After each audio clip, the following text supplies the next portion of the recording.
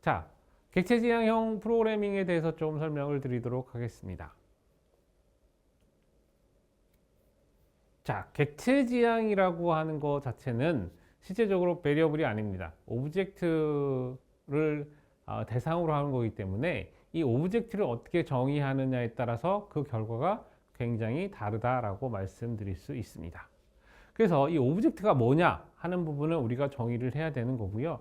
이런 이유 때문에 오브젝트는 실제적으로 우리 일상에서 존재하는 여러 가지 형태의 것들을 표현한다 라고 보통은 많이 얘기를 합니다. 그래서 우리가 개념적으로 갖고 있거나 아니면 어떤 형태적으로 다른 형태의 것들을 표현하기보다는 어떤 오브젝트는 결과적으로 유니크하고 어떤 특징과 방법론적인 부분들의 구성을 가진다라고 말씀드릴 수 있습니다. 무슨 얘기냐면, 자, 우리가 사람이라고 얘기했으면 사람은 말을 할 수 있고 볼 수 있고 표현할 수 있고 달릴 수 있는 것들이 있습니다. 즉, 쓸 수 있는 방법들, 즉 메소드가 있습니다. 그리고서 특징이 있죠. 키가 얼마고 손은 얼마가 되고, 자, 우리가 손가락은 몇 개가 있으며 이런 것들이 그 사람을 표현할 수 있는 여러 특징이 되는 거죠. 이런 특징들을 모두 표현할 수 있고 각각의 사람은 다 유니크하게 존재하는 것들인 거죠. 자, 이런 것들을 이제 오브젝트라고 표현을 하게 되는데, 자, 그럼 이렇게 물어보겠죠. 뭐냐면, 자, 참치캔은 그러면 오브젝트가 아닙니까? 참치캔도 오브젝트입니다. 그러면 유니크하진 않지 않습니까? 네, 맞습니다. 유니크하지 않다라고 표현할 수도 있겠죠. 하지만 참치캔 하나하나가 다 다른 인스턴스이고 얘들이 상황이 다른 거죠. 어떤 거는 참치캔을 뚜껑을 딴 경우가 있고 어떤 경우는 따지 않은 경우가 있고, 똑같은 참치캔이라 하더라도 뚜껑을 따서 안에 내용물을 확인해 보면 내용물이 약간씩 다를 수도 있고 여러 가지 경우의 수가 있습니다. 그래서 유니크하다는 표현 자체는 이 참치캔 자체가 하나의 독립된, 즉 참치캔과 또 다른 형태, 즉 우리가 김치캔이 있으면 김치캔과 참치캔은 완전히 다른 거기 때문에 이걸 두 개를 구분할 수 있다는 차원에서 유니크하다라고 표현하게 되는 겁니다. 그리고 각각의 오브젝트는 보통은 프로그램에서의 인스턴스의, 그러니까 어떤 클래스의 인스턴트 형태로 존재를 합니다. 무슨 얘기냐면, 참치캔이 있다 그러면 참치캔은 클래스로 정의가 되는 거고요. 자, 참치캔 중에 A라는 참치캔, B라는 참치캔이 있으면 A라는 참치캔이 하나의 오브젝트고 B라는 참치캔이 하나의 오브젝트가 되는 거라고 할 수 있습니다. 즉, 베리어블이라고 했을 때는 여기다 뭔가를 담는 형태가 되는 건데, 이 베리어블이 아니라 오브젝트는 표현하기 위해서 만들어진 거다 라고 표현하실 수 있고요. 자, 이런 이유 때문에 오브젝트 오리엔티드 프로그래밍이다 라고 얘기를 하게 되면 객체를 가지고, 즉 이 대상이 되는 부분을 가지고 어떻게 프로그래밍 할 건가 하는 부분이 굉장히 중요한 부분이다 라고 말씀드릴 수 있습니다. 개념적으로 다시 한번 조금 설명을 드릴게요. 보통은 얘기할 때 클래스라고 얘기했을 때 클래스는 어떤 종류에 대한 얘기를 하는 겁니다. 예를 들면 식빵이라고 얘기했으면, 자, 식빵이 가지고 있는 통상적인 개념, 자, 빵의 겉부분이 있고 안부분은 좀 부드럽고 이걸 가지고 토스트를 해 먹거나 여러 가지 형태로 쓸 수 있는 형태의 것들이 이 클래스에 해당되는 거다라고 얘기할 수 있는 거죠. 자, 그러면 이 클래스에서 갖고 있는 것들이 형상적으로 우리가 오브젝트화 되면 뭐냐면, 우리가 먹는 빵 한 조각 한 조각 한 조각이 실제 오브젝트가 되는 거죠. 그죠? 그래서 위에 보시면 그림상으로 오브젝트가 빵이 심겨져 있는데, 실제적으로는 이 클래스에 해당되는 것들이 여러 클래스가 모여서, 인스턴스가 모여서 하나의 장바구니에 담긴 것 같이 여러 개의 사물들이 하나로 뭉쳐질 수 있는, 즉 내가 인스턴스화 된 다음에는 다른 거의 물건처럼 사용될 수 있는 형태가 된다 라고 말씀드릴 수 있는 거고요. 자, 그러면 빵이라는 거, 자, 우리가 식빵이라고 하는 거를 우리가 정의를 했어요. 그러면 식빵 중에는 여러분들 생각할 때 밤식빵도 있고 여러 가지 종류가 있죠. 그렇죠? 이런 것들이 모양은 굉장히 유사하지만 내용 구성에서 약간 차이가 있는 이런 것들을 어떻게 얘기하냐면 이네리턴스 받는다라고 표현을 합니다. 보통 얘기할 때 이네리턴스라고 얘기하는 건 상속이라는 개념이기 때문에 부모로부터 물려받는다라는 개념이 있는 거죠. 자, 우리가 부모님에게 태어났으면 부모님이 갖고 있는 여러 가지 유전인자들을 그대로 받아서 태어나게 되는 거죠. 자, 고양이가 낳으면 고양이를 낳게 되는 거죠. 강아지가 새끼를 낳으면 강아지가 나오는 거죠. 고양이가 낳았는데 새끼를 낳았는데 강아지가 나오는 경우 존재하지 않는 거죠. 즉, 이네리턴스를 받게 되면 그 원래 부모가 갖고 있는 특징을 그대로 갖고 오는 겁니다. 여기서 그림에서 얘기되고 있는 이 식빵의 경우는, 자, 똑같은 식빵에 있는 거를 가지고서 이네리턴스 받아서 또 다른 형태의 식빵을 정의를 하게 되는 겁니다. 작은 형태 식빵일 수도 있고요. 책 속에서 정의하고 있는 식빵일 수도 있고요. 여러 가지 형태가 있기 때문에 이런 형태로 인스턴스 받는다라는 게 중요한 부분이라고 말씀드릴 수 있습니다. 또 한 가지 중요한 건 이런 오브젝트를 쓰는 이유가 중요한 겁니다. 왜 이런 거 쓸까? 이런 거 쓰는 것 자체의 중요한 부분은 뭐냐면 하나하나를 독립되고 개별적인 형태의 것들로 만들고 싶은 거예요. 즉 인캡슐레이션 시켜서 자 식빵이라고 했을 때 자 얘는 다른 우리가 얘기하는 머핀과는 다른 형태의 것이다라는 걸 우리가 구분짓기 위해서 우리가 식빵을 알게 되면 식빵을 쓰는 여러 가지 용도도 결정되는 거고 이런 용도가 결정될 때 그에 따르는 여러 가지 메소드도 같이 붙게 되고 자료 구조도 같이 붙게 되는 형태가 됩니다. 즉 오브젝트라고 하는 것 자체가 우리가 하나의 독립된 개체를 그대로 이용해서 뭔가 프로그래밍하고 표현하고 사용하기 위한 목적으로 만들었기 때문에 개별적으로 하나하나를 독립적으로 운영할 수 있도록 만드는 게 굉장히 중요한 부분이다 라고 말씀드릴 수 있습니다. 객체지향 언어에서 중요한 여러 가지 특징들이 있는데 그 중에 세 가지 형태를 여러분들 꼭 기억하셔야 되고요. 첫 번째가 모듈러리티고 모듈러리티라는 건 무슨 얘기냐면 내가 다른 형태의 구조물로 쓰일 수 있는 즉 내가 식빵이면 식빵으로 존재하지만 이 식빵이 다른 형태 즉 아침 식사에 쓰이는 컴포넌트로 쓰일 건지 저녁 식사를 위한 컴포넌트로 쓰일 건지 아니면 다른 형태의 요리를 하기 위한 컴포넌트로 쓰일 건지 이런 부분이 있기 때문에 항상 식빵이라고 정했으면 이 식빵이 가지고 있는 고유의 특징과 독립적으로 운영할 수 있는 형태의 것들을 다 갖추도록 하는 게 굉장히 중요합니다. 그래서 전체적 오브젝트 오리엔티드 프로그램에서 중요한 부분은 모듈러리티를 어떻게 할 거냐 하는 부분이 굉장히 중요하고요. 자, 두 번째 중요한 건 앱스트랙션, 추상화하는 개념이 굉장히 중요합니다. 우리가 보통 청사진이라고 얘기를 하죠. 블루프린트라고 얘기하는데 청사진이라고 하는 것 자체는 뭐예요? 전체도 한눈에 딱 볼 수 있는 형태가 되는 거죠. 자, 우리가 강아지라고 정의를 했으면 이 강아지가 갖고 있는 특징을 다 갖고 있어야 되는 겁니다. 그죠? 강아지라고 하면 손이 있어야 되고 손이 아닌 거죠. 발이 있어야 되고 머리가 있어야 되고 눈, 코, 입이 있어야 되고 이런 식의 형태의 것들을 우리가 알 수 있어야 되는 거죠. 그러면 알 수 있는 상태에서 그것들에 대한 접근을 할 수 있는 거죠. 야, 얘의 눈의 색깔은 어떻게 됩니까?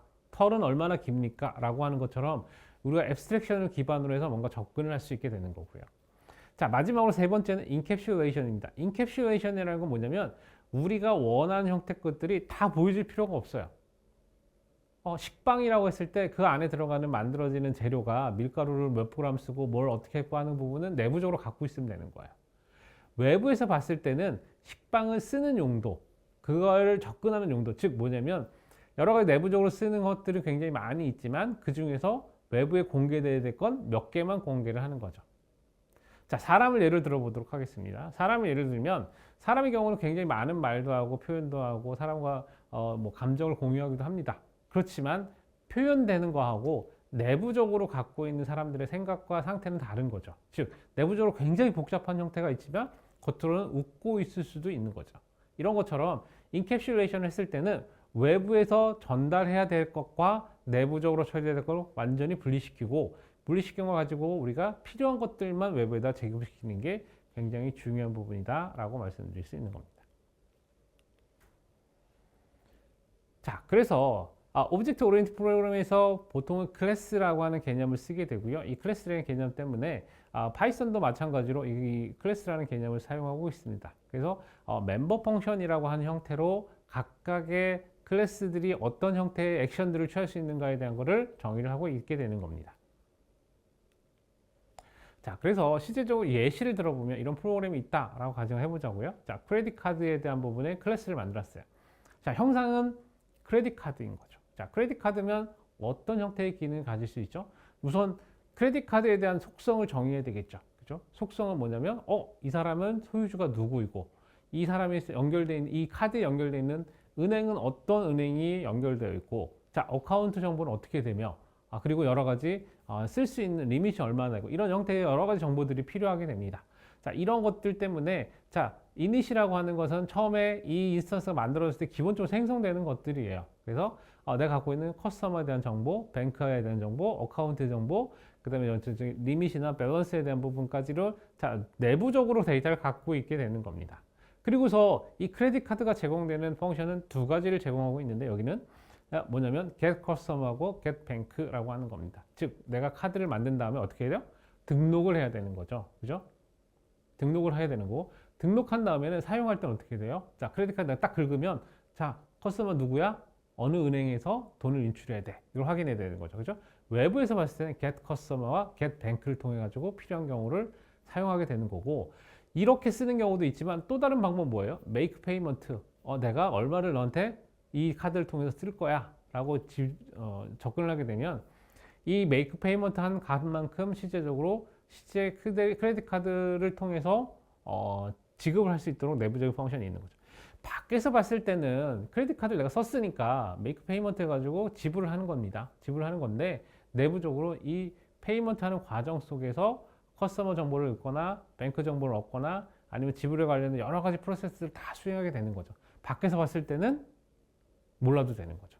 그냥 make payment만 하면 전체적으로 크레딧 카드를 사용하게 되는 형태가 되는 거기 때문에 이런 식으로 클래스를 정해서 사용하게 됩니다.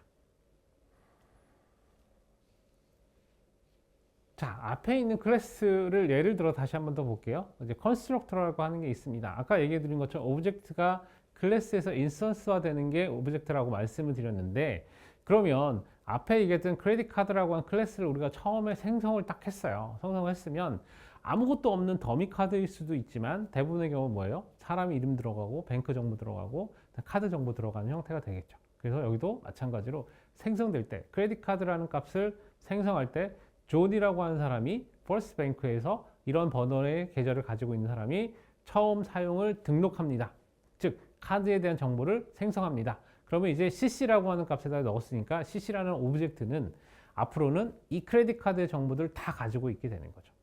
내부적으로는 init이라고 하는 메소드를 불러서 이런 필요한 정보들을 다 내부적으로 저장해주는 이런 과정을 거치게 되는 거고요. 이런 과정을 거친 다음에 나중에 외부에서 필요한 것들에 대한 것들을 불러서 쓸 수 있는 형태가 됩니다. 즉 컨스트럭터라고 하는 건 인스턴스를 우리가 실제적으로 생성해서 오브젝트화 하는 것 자체를 컨스트럭터라고 얘기할 수 있습니다. 자, 오퍼레이터 오버로딩이라고 하는 게 있습니다. 대부분의 경우는 많은 프로그래밍 언어가 오퍼레이터 오버로딩을 제공하고요. 클래스 오버로딩이라는 경우도 존재합니다. 오버로딩이라는 게 위에 더 씌워지는 형태를 얘기하는 거여서요. 오퍼레이터 오버로딩이라고 표현하면 오퍼레이터를 새롭게 정의한다라고 표현할 수도 있는 거죠. 그래서 대부분의 파이썬에 갖고 있는 빌트인, 즉 내부적으로 들어가 있는 여러 가지 클래스들이 존재하는데요. 이런 프로그램들은 굉장히 시멘티컬하게 처리한 부분이 굉장히 많이 있습니다. 예를 들면 우리가 A 플러스 B라고 했을 때 실제적으로 우리는 수치적으로 A 더하기 B라고 하는 것들을 여러분들 잘 기억을 하실 거예요. 그런데 내부적으로 A 더하기 B를 했을 때 A가 만약에 리스트면 A에다가 B라는 엘리먼트를 넣을 수도 있고요. 또한 반대로 A라는 리스트하고 B라는 리스트가 있을 때 두 개의 리스트를 합하는 것도 이 에디션으로 정의할 수 있습니다. 자, 이런 식으로 오버레이딩 하게 되면 우리가 필요한 기능을 확장해서 쓸 수 있는 게 이 오브젝트 오리엔티드 프로그램에서 굉장히 중요한 포션이다라고 말씀드릴 수 있는 거고요. 때에 따라서는 새로운 형태의 정의도 가능합니다. 즉 A 플러스 B라고 했을 때 이 엘리먼트들 하나하나를 각각을 더하는 즉 1, 2, 3, 4라고 하는 A가 엘리먼트가 있고 B에는 1, 2, 3, 4가 있을 때 둘을 더하면 2, 4, 6, 8처럼 각각의 엘리먼트들이 더해져서 구해지는 이런 오퍼레이터도 여러분들이 정의할 수 있습니다. 따라서 오브젝트 오리엔티드 프로그램에서는 얼마든지 다양한 형태의 오브젝트들이 사용될 수 있기 때문에 그 오브젝트에 따라서 어떤 오퍼레이터를 정의하는 것들도 가능하다라고 말씀드릴 수 있습니다. 자, 또 한 가지 중요한 오브젝트 오리엔티드 프로그램은 이터레이터라고 하는 겁니다. 자동적으로 그 다음 형태의 것들을 이어서 가는 형태인 거죠. 그래서 보통은 next라고 하는 멤버 펑션을 가지고 그 다음 오퍼레이션을 어떻게 해야 되는지 이런 것들을 정의하는 경우가 종종 있습니다. 근데 이제 통상적으로 더 이상 우리가 해야 될 게 없다 라고 했을 때 stop iteration이라는 exception을 걸어서 끝나는 형태가 됩니다. 즉 stop iteration이 존재하기 전까지는 계속해서 수행을 하게 되면 그 안에 있는 멤버들을 전부 다 수행할 수 있는 형태가 되는 거고요. 이 이터레이티브라고 하는 개념 자체가 오브젝트 오리엔티드 프로그램에서 굉장히 중요한 부분이다. 왜? 데이터 스트럭처가 순차적으로 존재하는 경우가 굉장히 많고 이 순차적으로 존재했을 때 그걸 하나하나 정의해서 쓰기가 사실은 좀 쉽지 않기 때문에 보다 쉽게 프로그램을 하기 위해서 이런 형태의 제공을 하고 있다라고 보시면 됩니다. 실제적으로 이터레이트를 쓰는 경우를 한번 좀 볼게요. 보통은 이제 뭐 여러 가지가 있겠지만 여기서는 클래스 레인지라고 하는 거를 정의를 하고 있고요. 그래서 init, length, get item 이런 것들을 정의하고 있습니다. 그래서 우리가 이제 실제적으로 len 하면 이제 전체적인 길이를 보호하는 거기 때문에 length에 대한 부분을 정의하고 있는 거고요. 그 다음에 이제 get item이라고 하는 형태가 되게 되면 사실은 어떤 형태의 것들을 우리가 가져올 때라는 거죠. 그러면 이제 얘가 어떻게 되냐면 멤버들을 쭉 돌면서, 그죠? 하나하나 돌면서 뭔가 처리해야 되는 겁니다. 그래서 만약에 여기 중간에 보시면, 오른쪽 프로그램 중간에 보시면 if not이라고 되어 있는 게 있습니다. 그래서 if not에서 k가 0과 self length 사이에 있으면, 있지 않으면이죠. not이니까. 있지 않으면 에러를 내라 라고 하는 형태가 되어 있는 게 같은 내용이라고 보시면 됩니다. 자, 내부적으로는 내가 get item을 부르겠을 때 자동적으로 그 다음 아이템을 하나씩 뽑는데 만약에 없으면 에러를 내라 이런 형태가 되는 겁니다. 즉 우리가 계속해서 아이템을 다음 하는 걸 때 이렇게 쉽게 그냥 get item 부르게 되면 스스로 알아서 그 다음에 인덱스를 가져가는 형태로 만들어진다라고 볼 수 있습니다.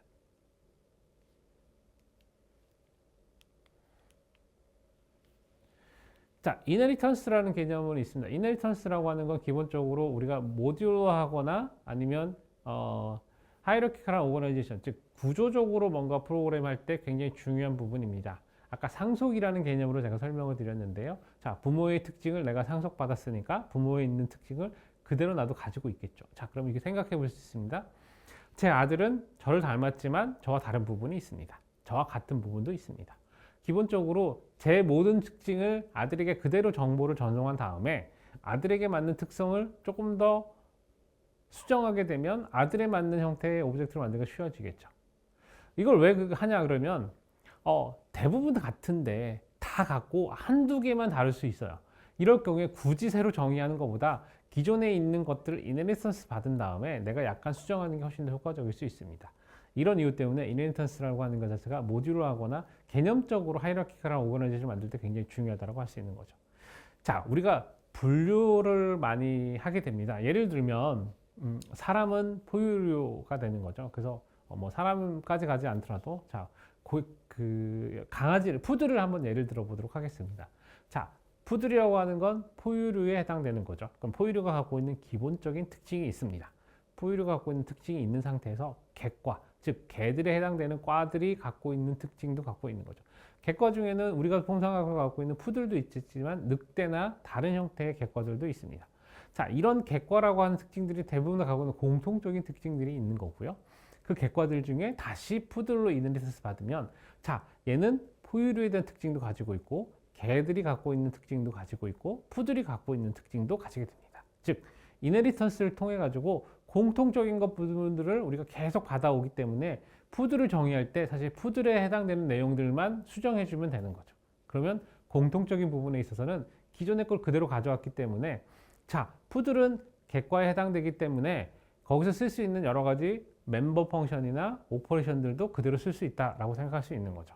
근데 우리가 만약에 푸들을 객과라고 정의하지 않으면, 그죠? 정의하지 않으면 우리가 푸들이 갖고 있는 멤버 펑션이 뭔지를 다 알아야만이 우리가 쓸 수 있는 건데 프로그래밍 할 때 사실은 다른 오브젝트의 멤버 펑션이 뭔지를 알아내는 건 사실 쉽지 않거든요.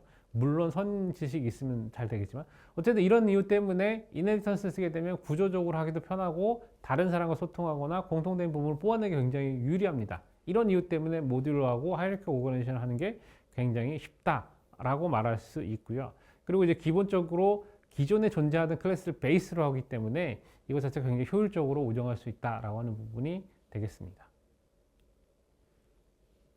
자, 인헤리턴스는 기본적으로 여러 가지 형태가 되는데 여기 예시를 들면 프로그레션이라고 하는 거를 정했을 때 이 프로그레션이라고 하는 것 자체가 아리스메틱한 거와 지오메트릭한 거와 피보나치의 프로그레션 것처럼 여러 가지 프로그레션의 여러 가지 형태가 존재할 수 있는 거죠. 쓰이는 용도에 따라 달라질 수 있는 거죠. 그렇기 때문에 우리가 프로그레션이라고 하는 걸 정의를 해놓으면 나머지 뜻에서는 가져다 쓸 수 있게 되는 겁니다.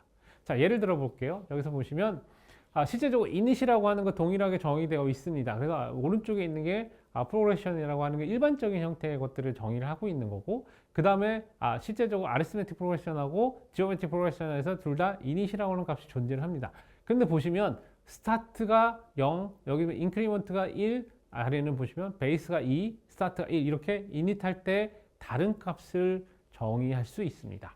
즉 무슨 얘기냐면 정의하지 않은 이닛, 즉 아무것도 정의하지 않거나 원래 전체 프로페셔널에서 정의했던 이닛이라는 방식으로도 선언하실 수 있고, 여기서 추가적으로 정의했던 이닛이라고 하는 방법도 가능하다는 거죠. 즉 내가 푸드를 선언하는데 푸들의 기본적으로 개의 특징만 가지고 있는 푸들이라고 할 수도 있고, 굉장히 작은 미니 푸드를 만들고 싶으면 미니 푸드에 해당되는 부분들을 정의에 넣을 수도 있다라고 이해하시면 됩니다. 즉 우리가 갖고 있던 기본 펑션을 그대로 있는 상태에서 원할 때 다른 형태로 다시 정의해서 쓰는 게 충분히 가능하다라고 말씀드릴 수 있습니다.